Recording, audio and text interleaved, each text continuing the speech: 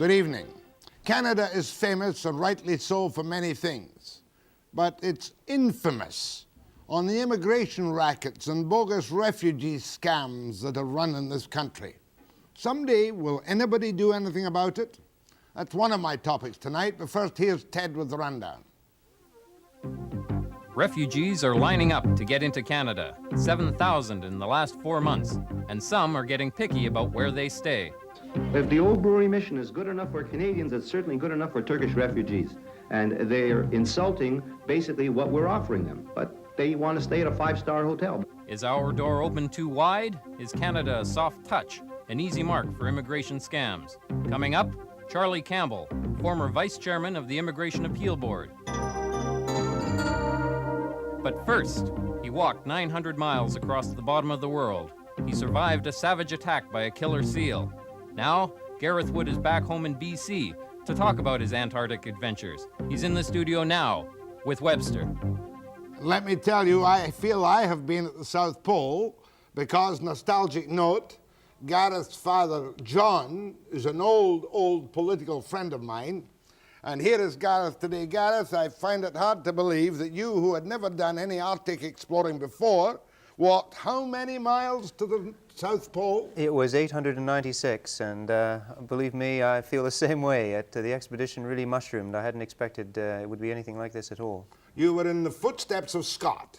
That's right. It was a route, actually, that Shackleton had pioneered just a few years before him. But, of course, Scott made it all quite famous, and as you know, he didn't make it back from. And another nostalgic thing, I met Charlie Wright, who discovered Scott's body at the South Pole. That's right. He used to live in Salt Spring Island. That's right, yes, I know of him. How did you, though, a guy who had been working with office equipment in Vancouver, suddenly turn up as a key member of this three-man British expedition, Robert Swan, Roger Meir, and Gareth Wood?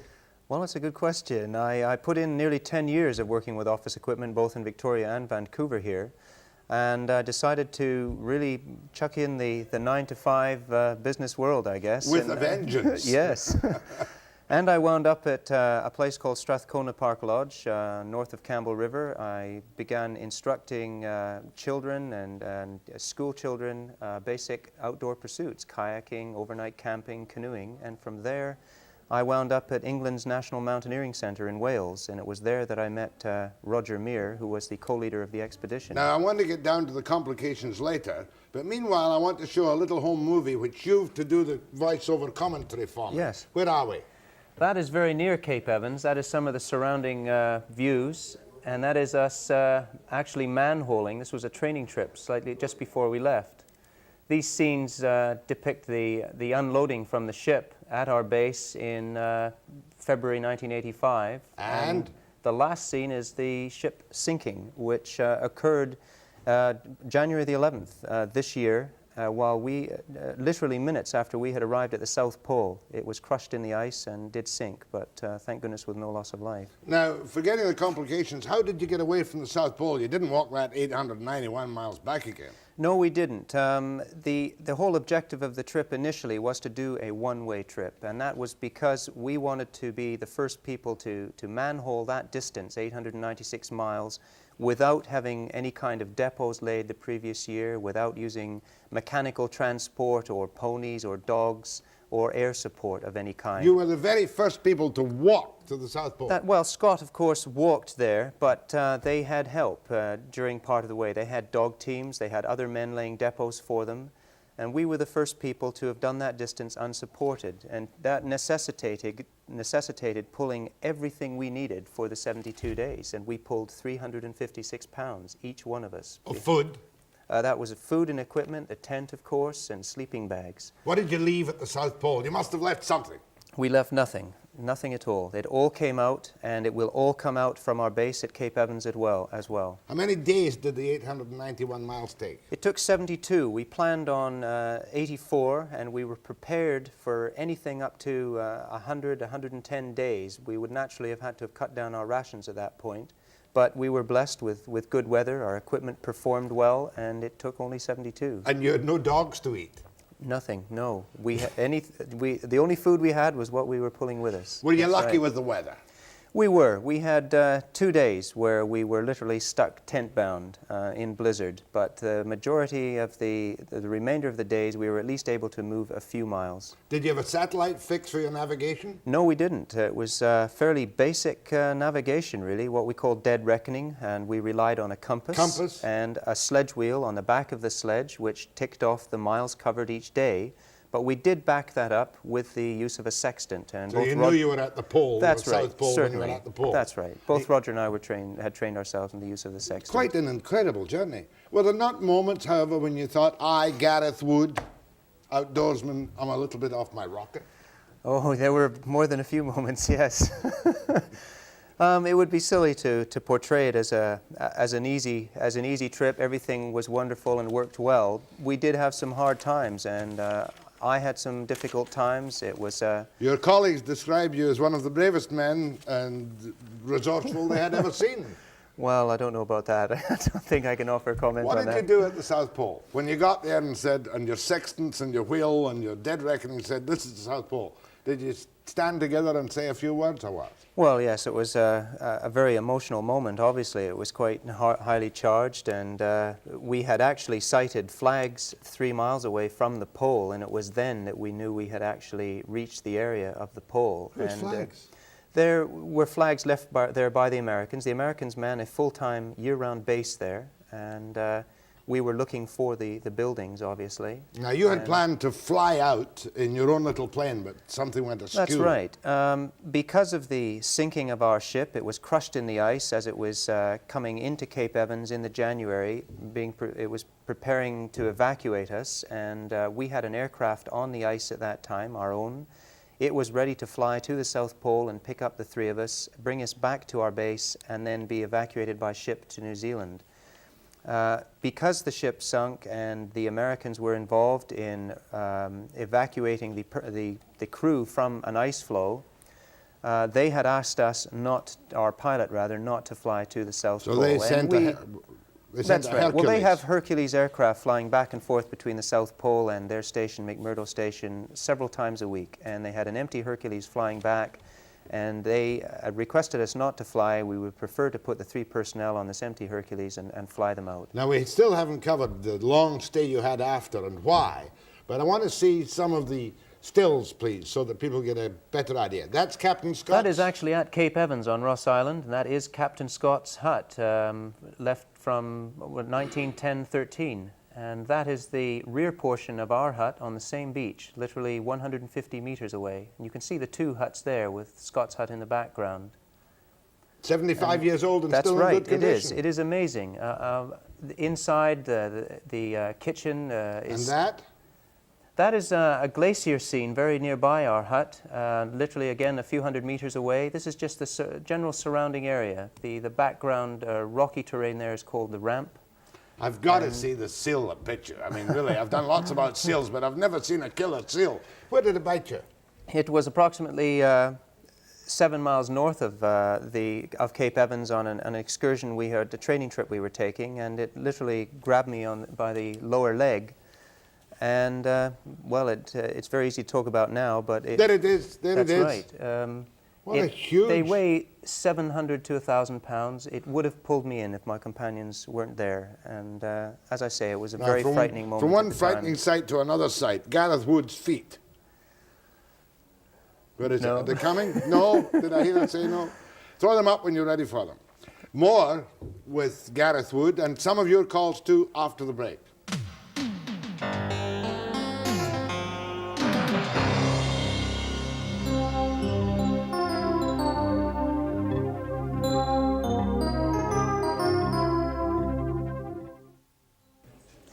Gareth Wood, who walked to the South Pole with the footsteps of Scott. Oh, there are your feet, look.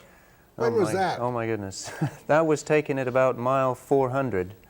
I had quite a bit of difficulty actually with my feet, with blistering and general pain. I think I may have had a stress fracture in at least one foot. Anyway. So you walked the next 400 odd miles with your feet? Yes, it was just something I had to cope with myself. It was at that point far beyond the point of turning around and abandoning the trip. We had no other alternatives but to continue. Shuffle, shuffle, shuffle That's all right. the way. Yes, that was it. Now, why you were due to fly out 6 days after you were flown back from the pole to your base camp. Why did you stay a year? It was actually shorter than that.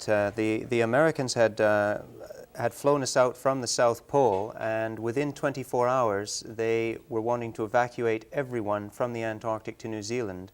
We had an aircraft at that time that was on the sea ice, and of course we had our hut, which had been partially dismantled. And we requested time to secure that for the following year, with the idea being to evacuate it the next year. And they said no, that they could not wait the extra few days, that everything had to happen within that 24 hours. So we had no alternative really but to leave several people there basically as caretakers and to secure our aircraft. And you had volunteered to stay. We thought after much discussion that I was the best person to stay behind. I had experience of the area. I had been teaching mountaineering. I could basically look after the people that stayed with me. And my task of the expedition was to put together the base. I knew how it worked. Mm-hmm. So was there animosity over this? This was the Americans don't own the territory, do they? No, it's a very complex issue, and there's a lot of controversy boiling away in the Antarctic right now because over the potential mineral resource claims and who does actually administer or own or claim the Antarctic. And at the present time, there are about 16, I think, or 18 nations Argentina, involved Britain, in that's the right United States, in the New Antarctic Zealand, Treaty. And this is all part of the same controversy, really. I know many of the third world nations are pushing the United Nations to become involved, and I think their basic worry is they want a piece of the action when it's all carved up, rather than just the, say, technologically advanced nations. Was that extra year a tough year? It was tough in the sense that I was expecting to be home, and it all happened within 24 hours, but it was easier in some ways than the first year. There were obviously a lot of pressures the first year, and it was a little bit more relaxing. And you were reasonably comfortable? We had. I built the base, as I said, for the expedition. There was enough fuel there for 2 to 3 years and enough food for 2 to 3 years, so we were quite comfortable. It was just a case of waiting it out. And well, congratulations, Gareth Wood, I'll tell you. Thank you. Let's take some phone calls. Go ahead, please. Yes, good afternoon, Jack. First time called into your show here, and I have a question for Gareth here on the Twin Otter flight. I gather they flew across the strait there from South America and landed. I guess the first point of landing was King George Island. They got fuel there. And I believe they also got fuel at Adelaide Island. I may be wrong on that. And they also had a fuel cache at Vincent Massif. My question is, did they have any other fuel caches between the Vincent Massif and the base where they picked up Gareth there? No, they didn't. That was the farthest fuel cache available, which had been prepared by the company Adventure Network. That's a Vancouver company. It is. It's based here in Vancouver. They're currently running tourist trips into the Antarctic, and our pilot happened to be working with them, and that was the connection. But the aircraft, the Twin Otter, had a range far beyond that. It had been completely gutted inside, and it was basically a flying fuel tanker. It had large cigar-shaped fuel tanks inside, and we carried extra 45-gallon drums of fuel as well. So we certainly had the range to go more than halfway and even come back again. Fair enough. So was there fuel at the base when he got there? Did you refuel the aircraft at that yes, point? We for the had. return trip or not? We had yes, we refueled at the base. We had 40 drums of fuel there, and we still have fuel remaining there, which we'll probably leave in the Antarctic. Thank you very much. Go ahead, please. Yes, I'd like to know who paid and financed the expedition that Gareth Wood was on. We raised the funding ourselves for this expedition. It was basically a case of marketing the expedition as an office product, and I guess this is where my basic training there came in handy. We hit private companies and private individuals for cash and for sponsorship and loaning or donating of products, the hut, generators, food, batteries, wind generators, etc. In return, we offered product performance reports on the equipment in the Antarctic and photographs and publicity, obviously. And we still have some debts to settle that way. Thank you. Go ahead, please. Yeah, I just wanted to ask Mr. Wood if the isolation of being in Antarctica ever really got to him and his companions. Well, in many ways, I quite enjoyed it. It was an enjoyable time. It was a great experience, and that's part of the reason I went to the Antarctic. But obviously the second year not being planned, I was quite anxious to get out, and then suddenly being confronted now with civilization again, if you like. There are times I even wish I was back in the Antarctic. Thank you. Culture shock. Really? Go ahead, please. Yes, I'd like to know from Mr. Wood, what was the coldest it got there, and what type of material was it? The down sleeping bags and their footwear, what type of was it manufactured from or with? All of the clothing was manufactured in England. It was all sort of Everest Arctic quality equipment. There were down sleeping bags. Whose brand? It was Mountain Equipment, a well-known clothing company in England, and it was basically all down equipment, the sleeping bags and the clothing.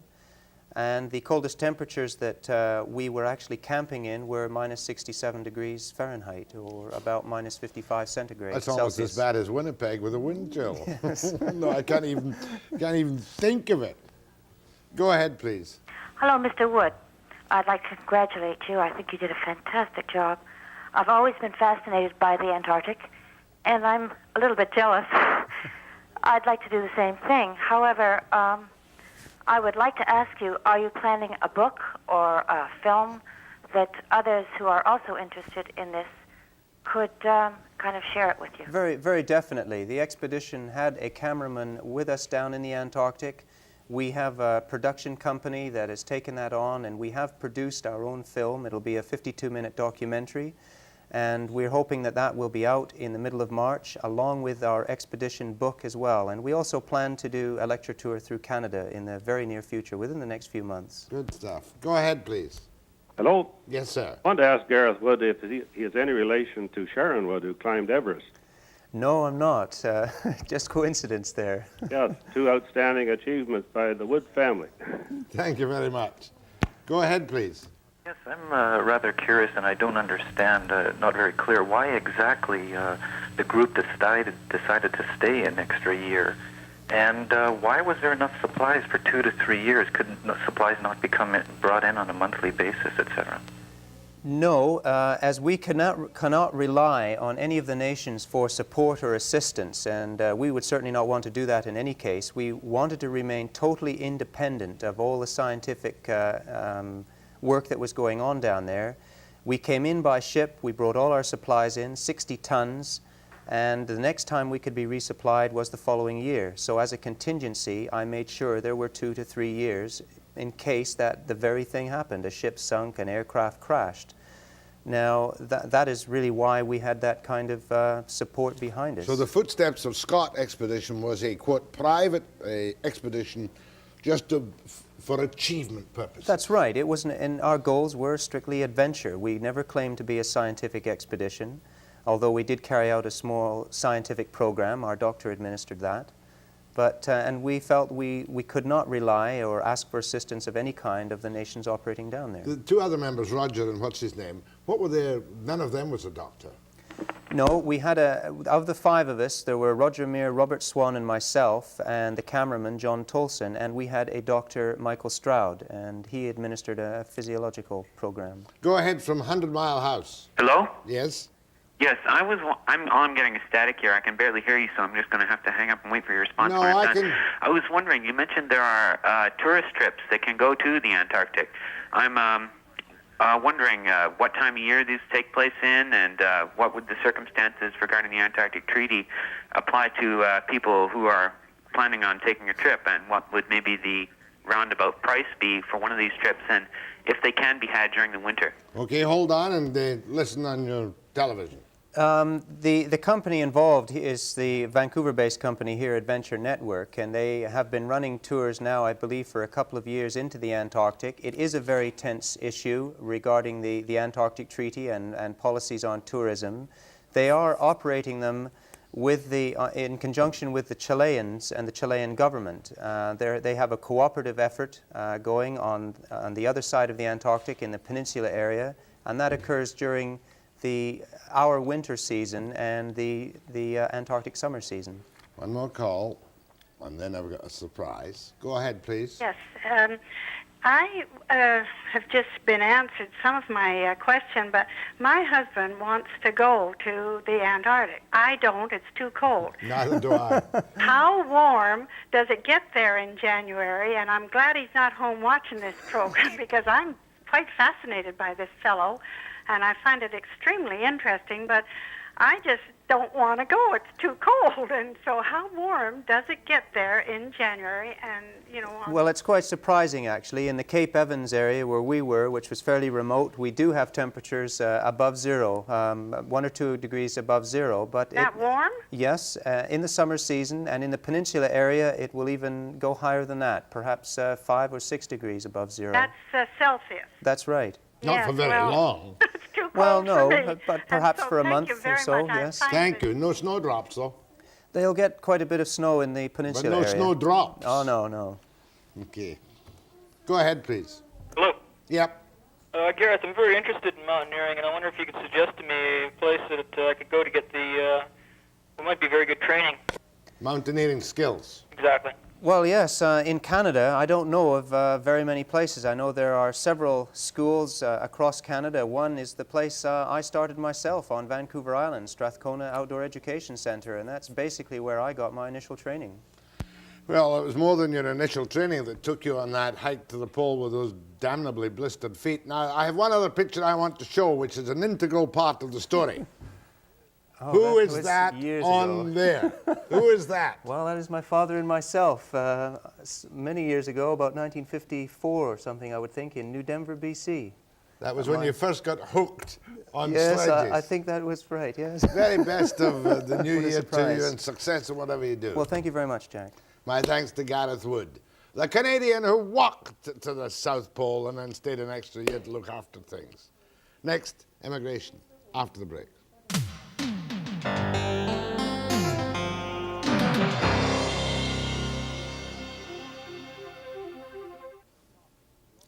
A very delicate topic. No matter what you say about immigration scams, one is almost certain to be accused of being racist. Such is not the case. But there are people throughout the world who make fortunes, and in Canada, by falsely encouraging immigrants to come to this country as refugees when they are not, in fact, refugees. It takes us years and a day to sort out their status, and meanwhile, many of them become public charges, having had no basis of status as refugees. I can say that without fear of contradiction, because they're coming from countries which are not places that produce refugees. 1,818 Turks are among the 7,000 who in the last 4 months of 1986 have applied for refugee status at Canadian ports of entry. And a number from Iran, which is a country which can produce refugees, or Chile, which can produce refugees, Ghana I don't know about, and of course Portugal was the great non-visa racket a little while ago. Now here is Charlie Campbell, former vice chairman of the Immigration Appeal Board. Now Charlie, is anything I've said inaccurate or exaggerated? You're right on, Jack. Why does it happen? How come that Canada is the one country in the world where apparently you can tear up your passport and put it down a toilet, or just come off and say, I'm a refugee from a country where there is no apparent trouble, and stay here? Why? Well, simply, I suppose, and this is blunt, because the politicians have got no guts. It's as simple as that. We have known that this problem was there since 1980. It began with the new Immigration Act in 1978, which established a basis for determining refugees, and immediately the backlog started to build. Lloyd Axworthy was the minister then, and he established a commission to look into this, and the commission reported in November 1981 when the backlog was 1,500. And Lloyd Axworthy said, there is obvious need for change, and I am prepared to respond. What is the backlog now under a different government? The backlog now has grown gradually under both governments. It was about 15,000 when the Liberals lost office, and now it must be over 30,000. But how can it be that they can walk in from Turkey, I'm not going to talk about them complaining about the hotels or anything, and become public charges when on the face of it they are not refugees and they are jumping the queue which should be used by proper immigrants? When a person comes to this country and says, I am a refugee, he may indeed be a refugee. And in any case, we must determine his status and determine whether he's a refugee, and if he is, accept him and help him to settle in a new environment. And because we must do that, these people are using that basis. Now, it's not necessary because there isn't any reason why all these determinations shouldn't be made within 3 or 4 months. But it has got completely out of control. And 2 governments and 6 ministers have completely failed in their obligation to get control of Canada's border. Is it not a fact that so-called consultants are dragooning some of these people and saying, hey, give me a few $1,000s, come to Canada and you're home free? What happened with the Portuguese is an example of that. We failed to control this backlog as it grew. Suddenly the immigration lawyers and consultants who are unscrupulous, and that's the word they were described as by the minister, recognized that if they plugged the system, why the government, not having any guts, would create an amnesty. And so they went to work. Let me get that again. If you can get enough of them in until there are thousands and thousands, as we did on previous occasions. We did that in 1972. The government suddenly says, amnesty. Everybody already here can now stay, and we have no choice of who stays. That's the principle. And so these people, for a fee, went to Portugal, persuaded these people that all they had to do was come to Canada and claim to be a refugee, and they would become citizens. Now, that is possible, too, because if I get off the plane now from Turkey or from Portugal, I don't require a visa. No, you don't require one from Turkey now. How could you stop this kind of I'm not even going to talk about the Tamils on the ship. Although, tell me, what do you think should have been done to the 155 Tamils who arrived in a lifeboat from West Germany? Well, what should have been... You see, they got themselves into such a mess that the ordinary procedures didn't work because they were plugged up. The Tamils, when they arrived and made the declaration that they are refugees, should have had an inquiry under the law, and having declared themselves to be refugees, should have had an examination under oath. There should have been an attempt to find out what their story was. The Refugee Status Advisory Committee should then have dealt with these statements and decided whether or not they were refugees. No, they didn't tell the truth, did they? Well, they didn't tell the truth about where they came from, but under the laws, that wouldn't matter. The only time that the truth is important in determining a refugee is that the truth relate to the matters under concern, and you can lie about anything else. Supposing there's another 10,000 people from countries which are not known for persecution, Turkey, for instance. Could this ludicrous invasion, in times of our trouble when we've got lots of other legitimate refugees, could it be stopped overnight by government action? All the government has to do in connection with the Turks is to impose a visa restriction. You see, but...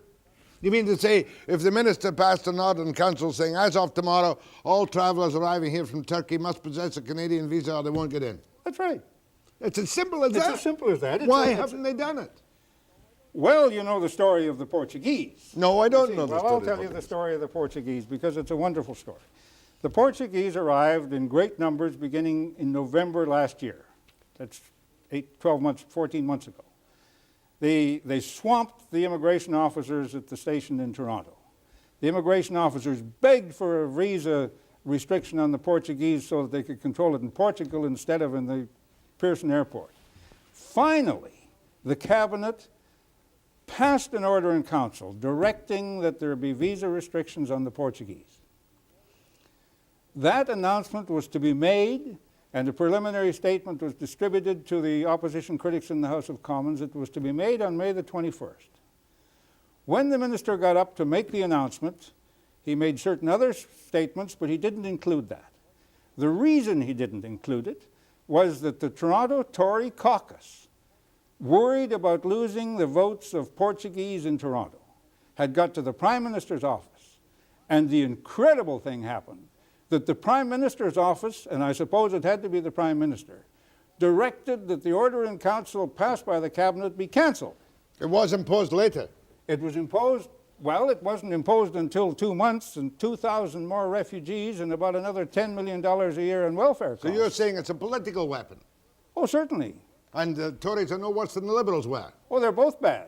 None of them are doing the right thing. The important thing about that is that once the Prime Minister's office had directed that order in council not go into effect, there wasn't one member of the House of Commons who got up and said, look, you've got to pay attention to our border. There was nobody objected. Not only that. Not the NDP, of course, not the Liberals, of course, and not the Tories, of course. None of them. And worse than that, we'll be accused of creating a racial backlash. Yes, but let me tell you how incredible this was. The NDP and Liberal critics, whose job it was to say, look, aren't you going to protect our border? Didn't do that. They abused the government, but not for failing in their obligation. They abused them for the slur on the Portuguese community. And Sergio Marchi, the Liberal critic, demanded an apology to the Portuguese for the government even suggesting that there be a visa restriction on the entry of these bogus people. Well, it's quite obvious that a refugee is a refugee, but a person coming in and merely saying, say, from what would happen if 600 landed from the UK tomorrow and said they were refugees? They could. Well, they'd probably have to find another hotel. More with Charlie Campbell after the break.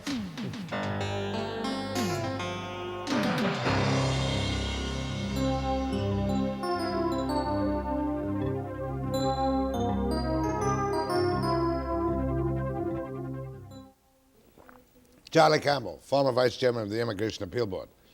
I've got to bring in the fact, what does this cost us? Have you any idea what it currently costs us for these, what could well be bogus refugees who could have been stopped by visas in terms of medical plans, wealth, health, and whatnot? Jack, the Nielsen task force that the government set up to find solutions to problems reported in October a year ago that the welfare bill for these people had reached $38 million. Curiously, that figure was never reported in the press or the media. I don't know why. The Nielsen task force... Well, I would have reported if I'd seen it. If you'd seen it, you would have. That's why we know about the Kenneth Dye's report on immigrants, because you were the only person in the country that reported it. But let's get at this. They said the welfare bill is $38 million, and that was 14 months ago. We read in the papers today that the welfare bill in Quebec alone is now $40 million a year. That means that the welfare bill for the country must be around 80. It means that in 14 months, as a result of an incompetent bunch of politicians and an incompetent bunch of bureaucrats, this welfare bill has doubled from 38 million to about 80 million. Well, of course, you mentioned the Auditor General. He made a special report on the immigration mess in 1982. He hasn't gone back over it yet, but at that time, he was saying that much of family unification was a fraud. You know, now if these recent, and I'm going to say bogus because they come from a country which is not classified as a refugee-producing country, if they get landed status, and they've got years to do it, haven't they? Years and years and years. These people, there are 20,000 bogus that are being dealt with by the government in their administrative review, and they tell us they're going to accept 80% of them, so that you're going to get somewhere close to, with the increases that have taken place, you're going to get somewhere close to 20,000 of these people, most of whom are bogus, and who are bogus and are taking the refugee route because they can't meet our ordinary admission standards. They can't live up to the criteria that and we if they beat it and stay here, can they then bring in their siblings, their mothers and their fathers and family unification? If they succeed and they're married, they, of course, can bring in their spouses and their children immediately. Once they become Canadian citizens, they can sponsor their parents, and their parents can bring with them all of the parents' children under 21 at date of application without consideration of any kind, beyond health and criminality, but without consideration of any kind for the capacity of any of them, parents or children, to adapt to life in Canada. I don't know the answer to this question. would those numbers come off our total number of immigrants to be admitted each year? We have a limit of some kind. We don't have any limit. We just have a number. You know, you've got these people in Ottawa that have to make reports, and they come up with numbers. But if for every one of these people that comes in, they can bring their wives and children or their spouses and children right away. When they become a citizen in 3 years, they can bring in all the rest of them, and they come in by right. As a matter of right, as a matter of right, and they're not included in any numbers except the final figure. I bet you that if we knew the circumstances, we'd feel quite sorry for many of these bogus refugees, because they've probably sold everything they've got to pay a couple of $1,000 to some consultant to get a ticket, right? That's what's happened. That's what's happened. And it wouldn't have happened if we'd taken control of our border as recently as 2 years ago, when it would have been easy.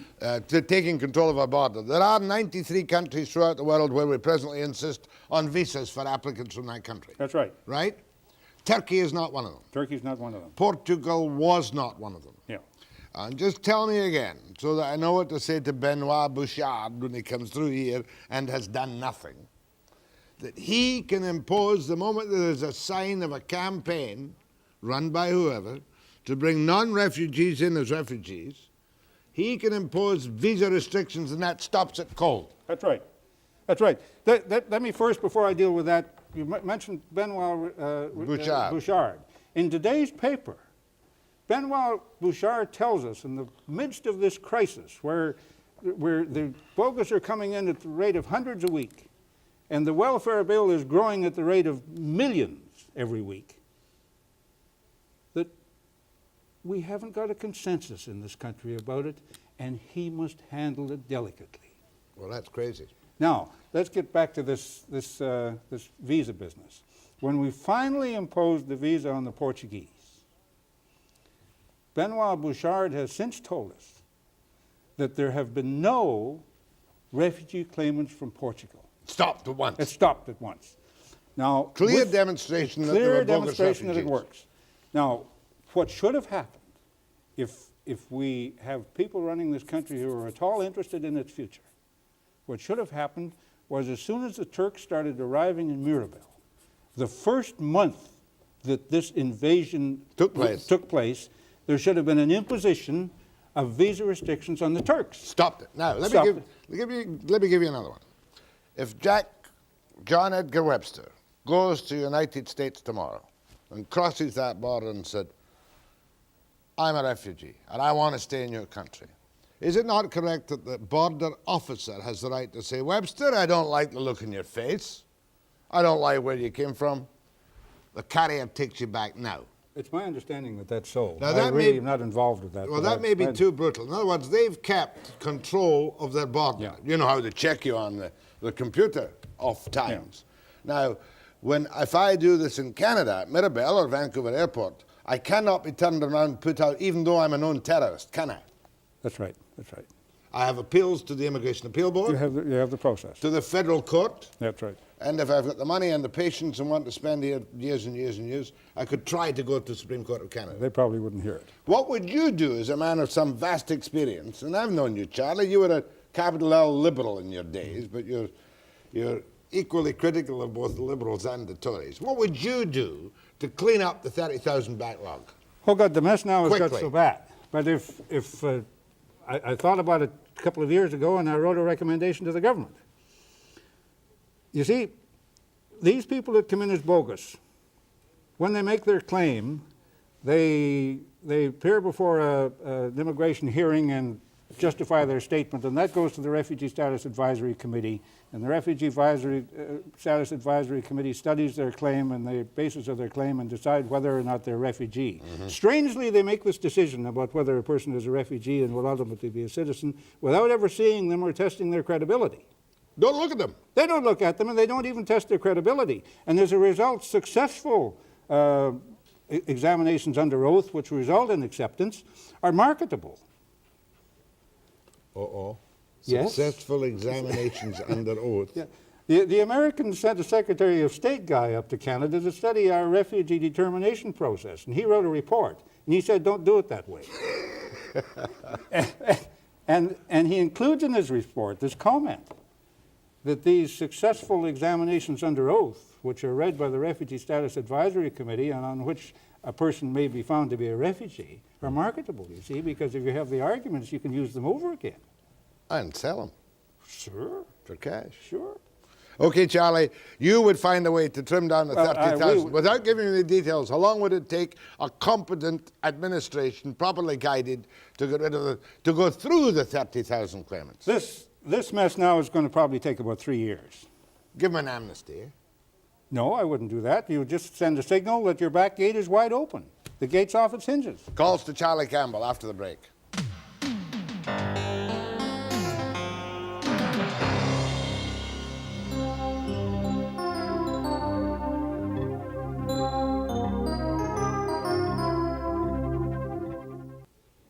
Well, Canada is a country made of immigrants from many lands, many of them refugees, and they've all been made welcome.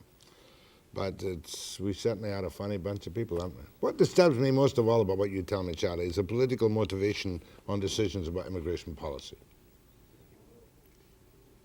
Well, I told you that the Prime Minister cancelled an order in council on the appeal of his caucus in Toronto. Because they are, of course, could be voting blocks. Go ahead. Oh, just a minute, please. Wrong one. Go ahead to Charlie Campbell. That is I. Yes, ma'am. Okay, I could, I'll be very brief, although I could wax vitriolic about this entire bloody mess that they call immigration. I think there's a conspiracy to stop, for instance, UK immigrants from coming in here. I have a sister who was widowed at 44 with a few thousand quid. From Scotland, and we agreed to sponsor her, feed her, clothe her, etc., etc., etc. And in Glasgow, they told her she had as much chance of getting into Canada as the proverbial camel through the proverbial eye of the needle. I think it was marvelous that they used the biblical analogy. Hold on, please. Charlie, you're telling the story just exactly as it is. You see, in 1982, Lloyd Axworthy was minister, and we had heavy unemployment, and in order to deal with that, he made a ministerial directive that we would no longer accept independent applicants or family-supported applicants because of the unemployment situation. Charming. In the meantime, the family class continued to enter by right. Now, what you're dealing with there is a situation where, let's imagine a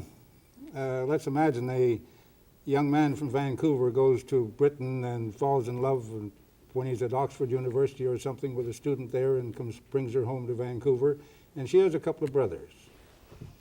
The brothers are at Oxford. They graduate in their early 20s. Their father is a businessman. They would like to join their sister and her husband in Canada. They have a spirit of adventure. But the father, they could only do it if the father would come and they would come as dependents. The father has got a business and he's not likely to do that. He wouldn't be a courier parent anyway. What's a courier? And besides that, well, we'll get to that. Besides that, they've got themselves out of the family class by getting an education. They're past age 21. Yes. So we have a situation where people who have some learning take themselves out of the family class. Now, on the other hand, you have a situation where perhaps a recent immigrant to Canada from a developing nation with limited education quite properly and fairly finds himself a bride in his homeland who comes. 3 years, she's a citizen. She sponsors her parents who are in their middle years without any skills or training or language, who come by right, and who bring with them all their dependent children under 21 who have no skills or training, but they fall into the family class because of age. May I interject? So what you've really done, what's really happened is that in this process, we have introduced discrimination against people from the United Kingdom, Western Europe, the United States, Australia, New Zealand, and South Africa, who, because of their learning, have taken themselves out of the family class. I must move on, ma'am. Courier parents, that came up before in the Auditor General's report of 1982. The Auditor General said that from one country, 50% of young people in the 20 age bracket came into Canada as a result of the courier parentage racket. Now, the way this works is this. You have a young person who comes to Canada and marries. That's the beginning of the family. That person in 3 years is a citizen and may sponsor parents who come by right with their dependent children. That's those under 21 who are unmarried. The parents are from a village in a distant land, aren't very enthusiastic about the culture shock of coming to Canada, but anxious for the future of their children, come. They bring their children with them. They dump them here and go home even before they're settled in this country. And that's courier parentage. I don't blame them. It's there and legal for them to do. We mustn't point the finger at the people who take advantage of the opportunities we provide through these loopholes which we do not close. Go ahead, please. Yes, interesting to hear your guest's comments. He's taken a reasonable stand on this issue. Obviously, the politicians won't touch it. But I'd like your comment on something just as sleazy as the immigration scams, and that's people making contributions. I don't know if the Tories do it, but the Liberals did it. Make a contribution to the Liberal Party and get in on a ministerial permit. Well, I think the Auditor General dealt with ministerial permits. Yeah, he did at length. I don't know anything about that. Is that because you're a Liberal? To do with it. I won't comment on that because I know nothing about it. Fair enough. Go ahead, please. Yes. I'm so glad that there's someone somewhere that does care about this country. I would like to ask a question. Tell me, please, what does the Canadian embassies in all of these countries do besides party and act as public relations? Why is this not coordinated with our country and those embassies and to eliminate all this? Surely to God that we're not going to be a laughingstock in the whole world continuously. Well, we're a laughingstock in the whole world, but you know, Canada's God's promised land. And with our superior social support system and the opportunities to go through loopholes to get into this country, why the visa officers, who are the immigration officers in our embassies around the world, are extremely busy people dealing with these things. But if the visa requirements were tipped off from overseas or picked up at the airports, all these crises could be stopped in a few days. Well, certainly, we have an obligation to take control of our border and act in a manner that reflects some respect for our country, and we're not doing it. Go ahead, please. Hello. Yes. Yes, I'm originally from Iran. I'm Canadian citizen now, and I applied a year ago for my sister in Iran to come to Canada. Now, after a year later, she gets a letter telling her in order she come to Canada, I have to have a good paying job for her before they give a visa to come to Canada. Well, I don't want to get into the details of a case because we can't give you an answer on it. If it's family unification, it's one thing. If it's another kind of child, it sounds to me as though his sister's over 21 and is coming as an independent applicant. No, she is not. She's married and she has 2 kids. No, well, but she's coming as an independent applicant in that case, is she not? She's coming as an independent applicant. Gotta go. She's looking for support. Charlie, you have been a beacon of common sense and light in this particular program. Charlie Campbell, former Vice Chairman, Immigration Appeal Board. I'll be back after the break.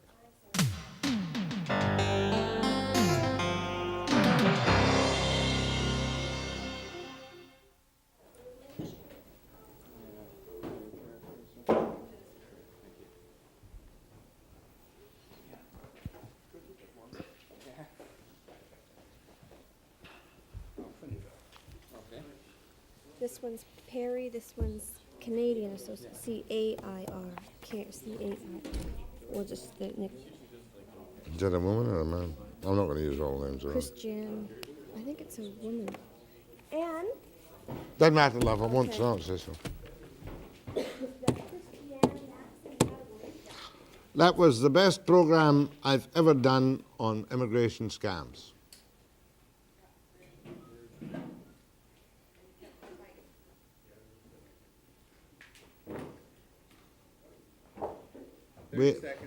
We are a bunch of mugs, aren't we? Hey, it would have been difficult for Iona to handle that one with the Liberal government. 15 seconds. You have 8 15 seconds, Jack. No. 10 seconds. 2 stories set for tomorrow. Tom Siddons, the fisheries minister. Let's see if he's done anything since he was appointed to the job.